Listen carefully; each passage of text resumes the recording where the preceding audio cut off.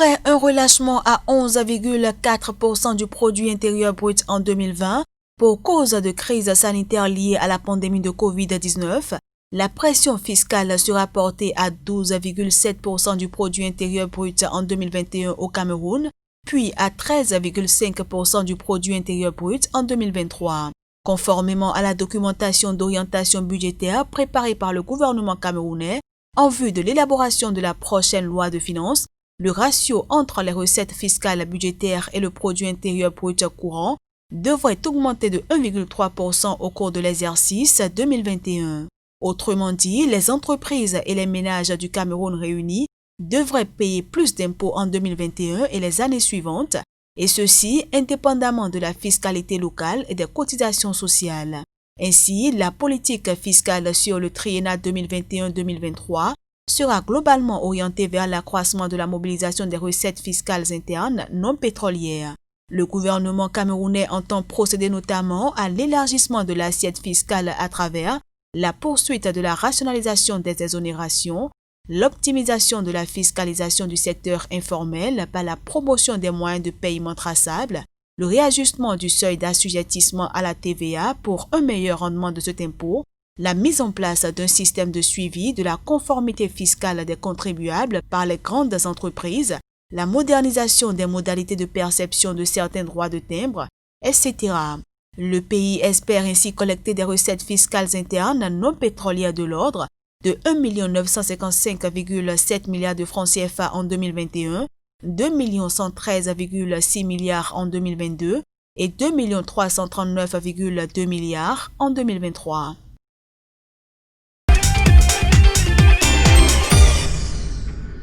Le rapport du Centre européen de gestion des politiques de développement indique que les envois de fonds vers l'Afrique subsaharienne devraient enregistrer la plus forte baisse en 2020. En raison de l'impact de la Covid-19 sur les migrants, cette baisse inédite devrait atteindre environ 23,1%. Ainsi, les envois de fonds vers l'Afrique subsaharienne qui étaient estimés à 46 milliards de dollars en 2019 devraient se situer autour de 35 milliards de dollars en 2020 avant de remonter à 65 milliards de dollars en 2021, d'après les estimations de la Commission économique des Nations Unies pour l'Afrique. Au dire du Centre européen de gestion des politiques de développement, la réduction des flux de transfert de fonds qui intervient dans un contexte marqué par une récession annoncée des économies d'Afrique subsaharienne devrait accentuer les effets de la pandémie de coronavirus dans la région avec, toutefois, des implications variées en fonction des pays.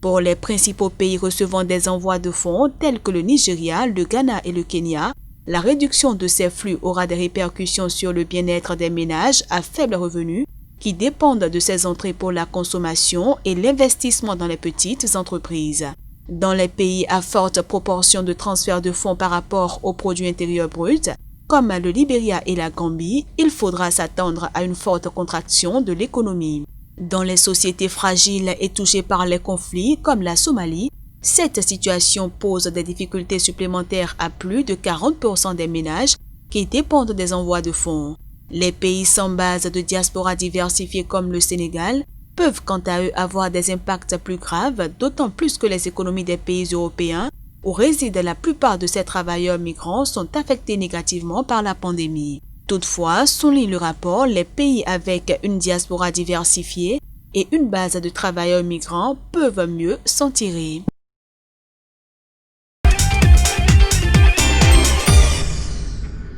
La fermeture des frontières camerounaises décrétée pour freiner la propagation du coronavirus a entraîné une baisse des exportations de tomates vers les pays voisins comme la Guinée équatoriale, le Gabon et le Congo.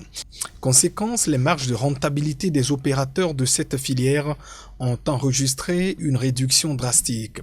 En effet, les producteurs sont obligés de vendre dans certaines villes du Cameroun la tomate à 2000 voire 1500 francs le cajot, alors qu'en temps ordinaire, il faut débourser jusqu'à 7000 pour le même cajot, ce qui correspond à un gap de près de 5000 francs CFA. En considérant les temps de forte pluviométrie où le cajot de tomates était parfois vendu entre 11 et 12 000 francs CFA, le manque à gagner pour les producteurs est devenu encore plus important depuis l'avènement de la pandémie du coronavirus. Pour y remédier, le gouvernement camerounais a opté pour un plan de relance de la production locale de tomates. Un plan actuellement en cours d'élaboration et qui prévoit une série de mesures d'accompagnement dont l'identification des coopératives les plus impactées par le coronavirus, le renforcement des capacités techniques de production et de transformation des tomates. Le nouveau plan devrait aussi intégrer l'appui des intrants agricoles aux producteurs.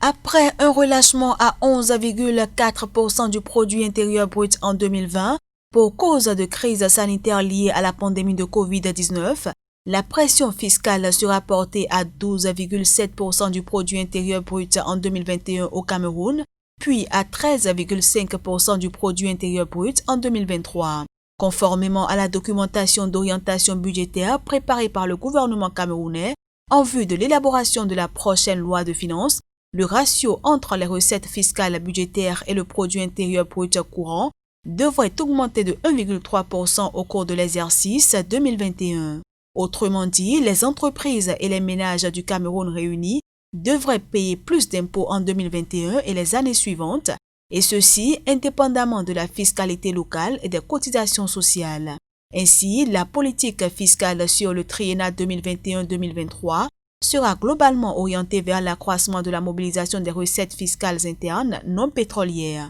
Le gouvernement camerounais entend procéder notamment à l'élargissement de l'assiette fiscale à travers la poursuite de la rationalisation des exonérations, l'optimisation de la fiscalisation du secteur informel par la promotion des moyens de paiement traçables, le réajustement du seuil d'assujettissement à la TVA pour un meilleur rendement de cet impôt, la mise en place d'un système de suivi de la conformité fiscale des contribuables par les grandes entreprises, la modernisation des modalités de perception de certains droits de timbre, etc.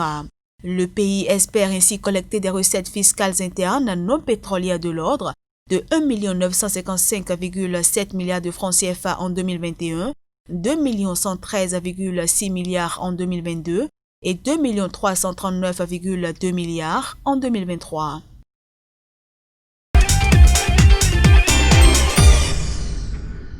Pour le compte de l'année 2020, le Niger va obtenir de la Banque mondiale un appui financier estimé à 675 milliards de francs CFA, soit 1,1 milliard de dollars. L'objectif est d'aider le pays à prendre en charge les effets de la pandémie de Covid-19 sur les plans sanitaires et économiques. Selon le ministre nigérien des Finances, Mamadou Diop, le sujet a fait l'objet d'échanges par visioconférence entre le président Issoufou Mahamadou et Ousmane Diagana, le nouveau vice-président de la Banque mondiale pour l'Afrique occidentale et centrale.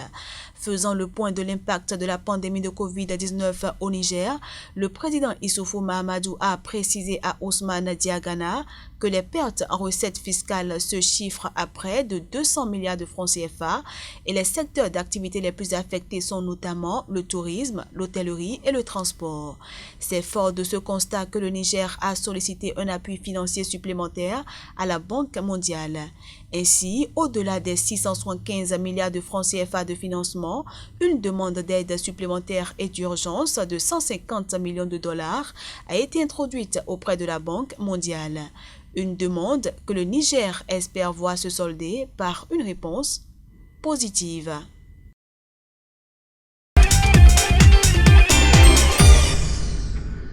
« 2021, c'est l'échéance que s'est fixée le Nigerian Shippers Council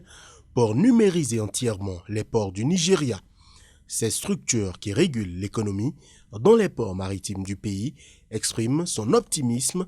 quant à la réalisation d'une numérisation à 100% des opérations portuaires d'ici le premier trimestre de 2021 dans le cadre de mesures visant à améliorer la rentabilité et l'efficacité opérationnelle des 10 ports. L'objectif visé est de contribuer à réduire la corruption en améliorant les opérations et les recettes de l'État tout en apportant une réponse barrière à la pandémie de Covid-19. Le Nigerian Shippers Council assure d'ailleurs que le processus de numérisation des ports du Nigeria était actuellement à 65% et va répondre en partie à la crise sanitaire du Covid-19, dont les leçons commandent la mise sur pied de solutions digitales plus innovantes qui diminueraient l'exposition des ports à la propagation du virus. En plus de la réduction des coûts opérationnels, le régulateur économique des ports du Nigeria soutient que la numérisation entamée va contribuer efficacement à améliorer la transparence dans les prestations de services et surtout à éliminer les tendances à la corruption dans l'industrie maritime. Ceci dans un contexte où les ports nigérians perdent, selon certaines sources, plus de 2500 milliards de naira, soit 6,5 milliards de dollars américains de recettes chaque année du fait de la corruption.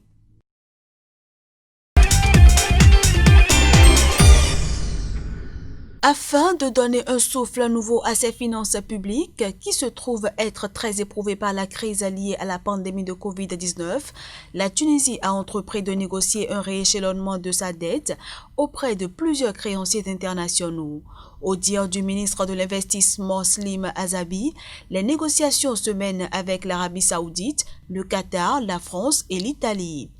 Considérés comme 4 des principaux partenaires de la Tunisie, ces pays sont appelés à accepter de prolonger le délai de remboursement de leurs créances dans un contexte où la crise du coronavirus a étouffé l'économie nationale qui peine déjà à se sortir d'une crise qui dure depuis plusieurs années. En plus de ces mesures de rééchelonnement du paiement de la dette, les autorités tunisiennes espèrent obtenir un financement de la part du Fonds monétaire international qui a déjà lancé un vaste programme de soutien aux pays en développement dans le cadre de la lutte contre le coronavirus.